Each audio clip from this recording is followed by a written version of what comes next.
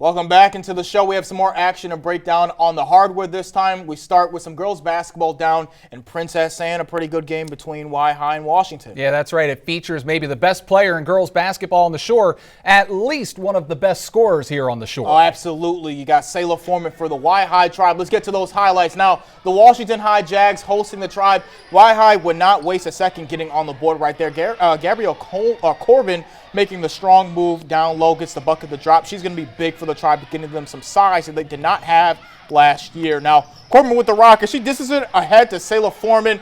Nothing but open road ahead. She kisses it for two off the glass for the easy bucket. Yeah, not much going right for the Jags tonight. Y High, another steal. Foreman ahead to Carlissa Johnson. Another pass to Corbin. Tough catch, tough finish under the basket. Y High's defense held the Jags to single digits in the first half. The Tribe roll in this contest as they down the Jaguars in dominant fashion. They stay undefeated and move to 5-0 on the season. So look at Y High on the girls' side and the boys' side. Both teams doing great this year. Yeah, they absolutely are. Especially the boys. They had a lot of players that they lost from their from the season last year. Yep. A whole bunch of seniors that were carrying the load, and they're still undefeated this year. So credit to Butch Waller and some of the players that stayed and moved up from JV, and they're still continuing the winning tradition for the Tribe on the boys' side as well. That's right. Now Parkside holding a 5-point lead in their game earlier this week against Bennett. This was a fantastic game, Devin, between Parkside and Bennett on the boys' basketball court. We're going to recap this for you as it was a fantastic ending to that game. Yeah, but Parkside is putting up a lot of putting up good fights against teams sure that I had higher expectations for Bennett, but Parkside I would assume they would have got blown out, but they did not. They put up a really good fight, and they could have took the W against the Clippers the other day. Now, do we have those highlights to show the viewers? There we go. Yes, there we go. All right, let's go ahead and get to those highlights now. Like I said, Parkside ahead by 5 at halftime, and Bennett would retake that lead in the third quarter.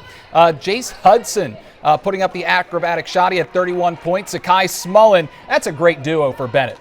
Yeah, they really are. They're really good. But, you know, where they have a great backcourt, their front court not as good, and their defense so far not as great either, because Parkside was able to make a strong response every time Bennett made a run. Peyton Cropper banks it in. Parkside consistently was able to get some buckets, and they were able to get a lead in this game. You see the contact finish right there. Bennett, though, firing back. Watch the ball movement right here. Getting a great pass. Pretty. That's a great feed. That's winning basketball. For an easy bucket to tie things up at 67. Now, final 10 seconds. Check still this tied. Loose ball. Midcourt. Boom, throw it Look down. at that. Hudson had told me before the season, Jace told me that things are going to be a little bit different. No more layups, more dunks. That's what he was going to do, and that's exactly what he do. But they say Bennett was just out of bounds, so the basket doesn't count. Yeah, so Brandon, we go to overtime. And it didn't even matter because Bennett would go on to win in overtime, 79-77. But you know what? Parkside really showed a lot in this game. Yeah, they sure did. Bennett was a team that both of us had definitely in our top 2 in the Bayside this year,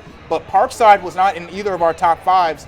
And they showed that they can hang with a lot of teams that are they may be a little bit above their weight class, and maybe they're proving that actually we're actually on the same level. They're not above. They're not better than us. We're better than them. So we're going to see now. To some wrestling, Brandon. Bennett actually hosting Dover on the mat today. Now, the score was very close early on. Bennett was only up 3, 15-12 after a few matches. Until this right here, Maxton Kiesel from Dover holding Elker Perdomo in a bind. Would he be able to get out fast enough? As you see, the answer is no. So the points go to the Senators. But the Clippers grapple their way back into the lead. In the 157-pound weight class, Matthew Percario has Vernon Joseph all locked up and pinned around. The legs were flying everywhere. Ref says it's time to tap out, so the match goes to him. But the match of the night, Brandon, Anthony Mongi and Michael Koch. Look at the slam by Michael. Boom! Whoa. Look at that, right on his back. It was close. Those two were really going at it. Flapjack right there. Look at that. Yep, they were going at it all day. But in the end, someone had to win, and it would be the Clippers who would take the W overall, 48-30 over Dover. Yeah, that was a really good match, too. That was one of the first wrestling matches that I've been to all season, and they definitely were going at it. They looked like they were in mid-season form today. Yeah, it was a bit heated, and you know what? It was a warmer day, and the milder temperatures are expected to remain for the weekend, but wet weather is on its way. Yeah, coming up, we'll have your local headlines from across Delmarva, so keep it right here. You're watching Delmarva Sports Insider. My name is J. Sarah Fields. I go to Snow Hill High School, and you're watching Delmarva Sports Insider.